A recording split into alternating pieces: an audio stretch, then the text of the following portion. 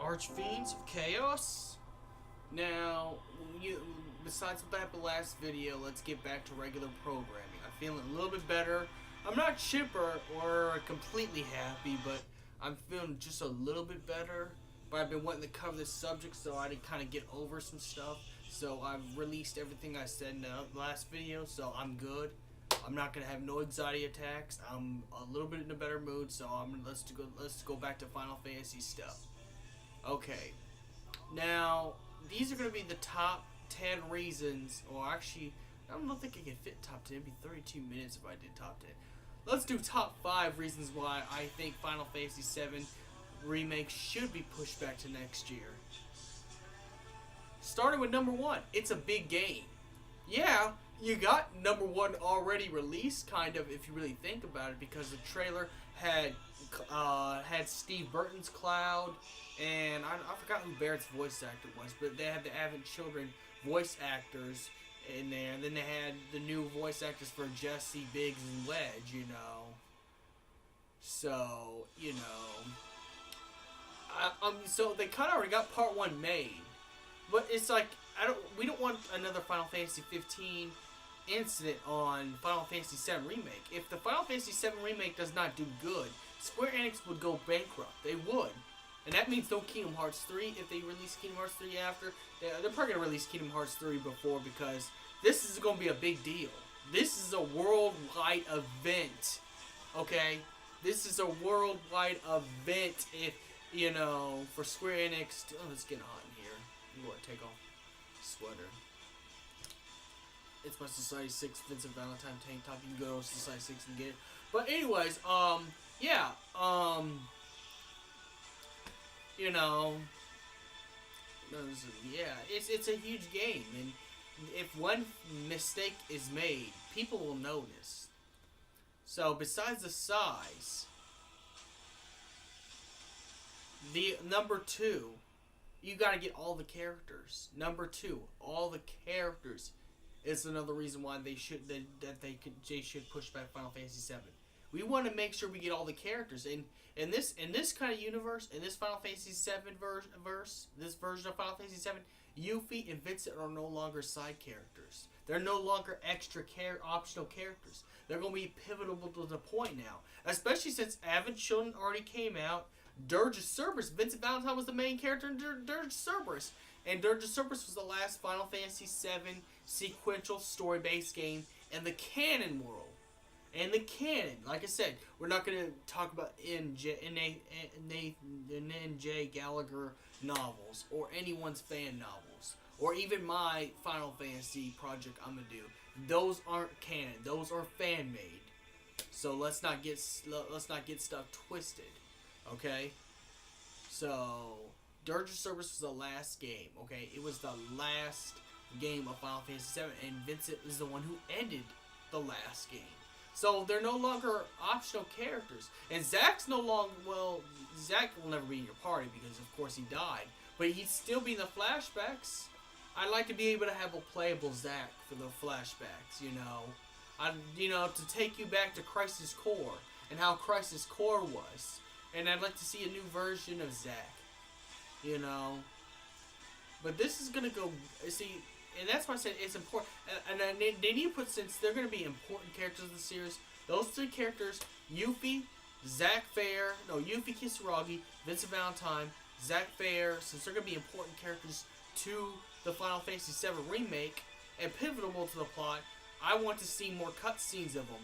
I want to actually have it where you can actually interact as the characters during that moment in time. Because if this is going to be a big game, it's not like they can't fit it. They can fit it. And they will fit it because it makes sense. It can fit. So, yes, you know, have all the characters' backstories and to make sure Vincent, Yuffie, and Zack are very important characters. As well as the other side characters, you know. Like, there's scenes with Professor Gas. There's scene for Elfania, Aerith's birth mother, you know. And Lucretia would be part of Vincent Valentine's story arc. So that'd be very, very important.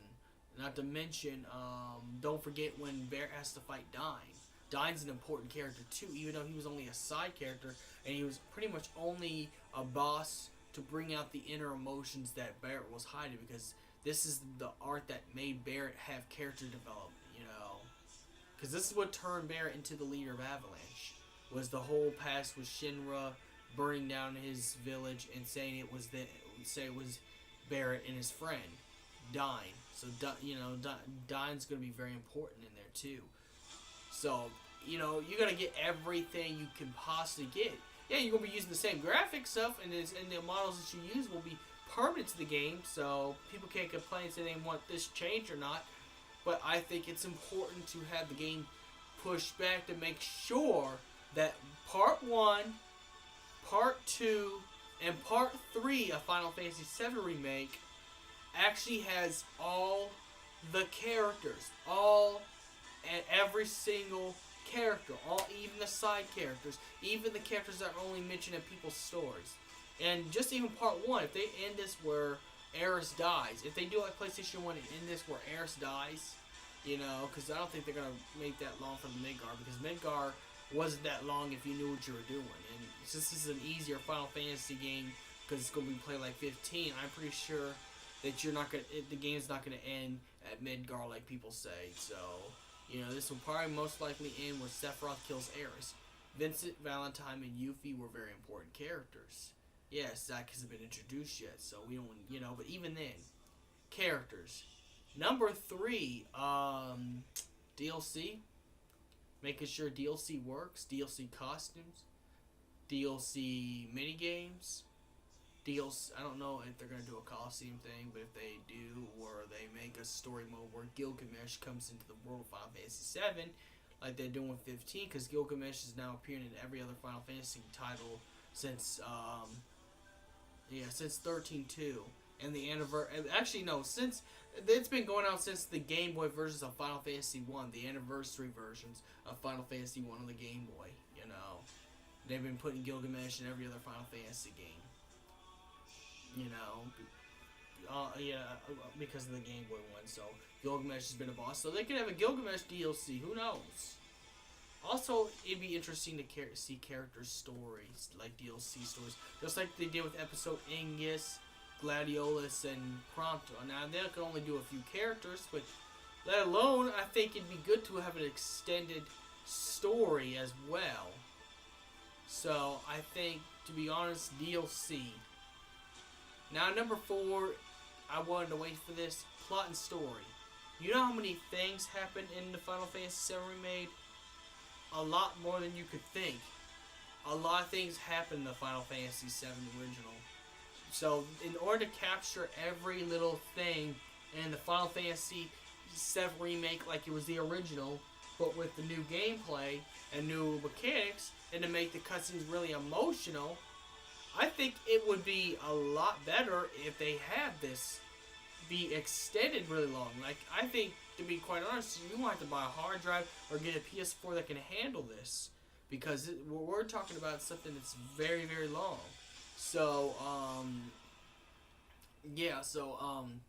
this is the plot and story is very important. If they misstep one thing, fans are gonna notice this stuff.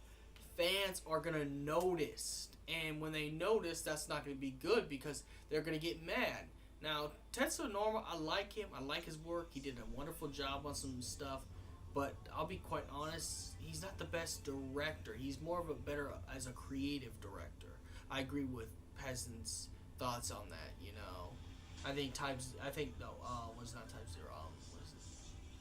I think, you know, his best thing was Versus 13, but he didn't know how to execute, and that's why it took so many years for Versus 13 to be complete and changed into Final Fantasy 15. But, you know, people love Final Fantasy 15, even though it made some missteps. But people did notice the obscenely short game of Final Fantasy 15, and the plot was supposed to be a little bit longer, because they could have replaced all of the Versus 13 outro stuff and made some new clips. They're gonna have to do it with Final Fantasy VII Remake, because Final Fantasy VII Remake is gonna be iconic. Everyone's gonna remember every little thing. You know, people are gonna even remember, like, if there's like a scrape on one of the, let's see, you go to the slums, you go to the, you know, the 7 Heaven Bar, they're gonna notice if there's a scratch mark on Tifa's bar. They're gonna notice that much detail because people love Final Fantasy VII. Final Fantasy VII is one of the most beloved video games of all time. Like, this goes into like Ocarina of Time. This goes everywhere. So in order for this remake to be perfect, I think in order for it has to have every single part of the story, every single part of the plot. Now you might have to do. Now I think what they're gonna do is do like Dissidia. After you play the first one, you can actually make an auto save file where pretty much all it's gonna go into the other ones, because that's what they did with Dissidia and the PSP. Like, you can carry over your stuff, and then of course they're gonna do it so you can carry over your stuff. So when the next Final Fantasy VII, Part 2 comes out, your level, your weapons, and everything will go with it. In fact, you might buy those digitally. You might not even buy those on the CD or disc. You might have to buy those digitally, which means if you do that, this game's gonna probably take at least 80 megabytes. At least. Like I said, this is going to be the game that's going to make me put up not only my other games, but I might have to put my Final Fantasy 15 back in the library when this comes out, because this is going to be an 80 megabyte game. This is going to be 80 megabytes. This is going to be 80 megabytes. And,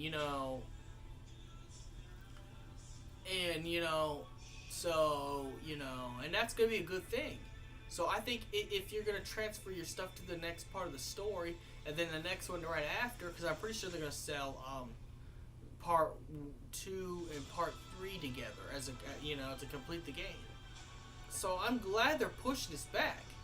And then there's then you have the Collector's Edition that's probably going to have, and this will be good for me if they actually push back Final Fantasy VII Remake, because I could build up some money over time and buy me the Collector's Edition. I probably won't even need to go to GameStop, actually. I could probably just go to Square Enix and pre-order me the Collector's Edition, get me a Collector's Edition PlayArts Kai figure with the soundtrack of the Final Fantasy VII Remake, with Final Fantasy VII, with all the other episodes with it, without having to buy the other stuff, and DLCs, day ones, and anything they come up with, AMVs and stuff like that, and an art book. I really want to save for the Final Fantasy VII Remake Collector's Edition. I never buy Collector's Edition, but I think for the Final Fantasy VII Remake, I will, because this was my first favorite Final Fantasy game. This was the very first thing that got me into Final Fantasy, was 7, Yes, I played a little bit as a child when I went to my cousins, but then when I graduated high school, a PlayStation 1 and a Final Fantasy 7 game was what I got for my graduation party, and everyone already knows that story. So I've been hooked on Final Fantasy and started this stuff because of Final Fantasy 7. So Final Fantasy 7 is the reason why I got where I am today. So of course I want to save and buy the Collector's Edition. I missed out on the Collector's Edition of Final Fantasy 15. I don't think I'm going to miss out on the Collector's Edition of the Final Fantasy 7 Remake. So I'm kind of glad they're pushing it, even back, because not only the plot and the story is going to be longer, but I also wanted them to push it. I also wanted them to push it back on the fact that I want a good PlayArts Kai remake version of Cloud with the soundtrack, art book, and everything that comes with it. And everything that's in it. Probably even a digital soundtrack I can put on my iPad and in my iPod, so I can actually make videos like this with that stuff in it. Because I'm going to be streaming and making constant videos of Final Fantasy VII Remake. And, it's good. I'm going to be constantly doing this over and over, so I just, and then what about the multiple endings that get added later? And what about the secret stuff, or the secret areas you can unlock? What about the round islands? Now, let me know what you think in the comments. I'm a little bit running over time. May the crystal be with you, my archfiends. Have a good day. Just comment and like and share and subscribe. These are my top 4 reasons why I want Final Fantasy VII Remake to be pushed back. May the crystal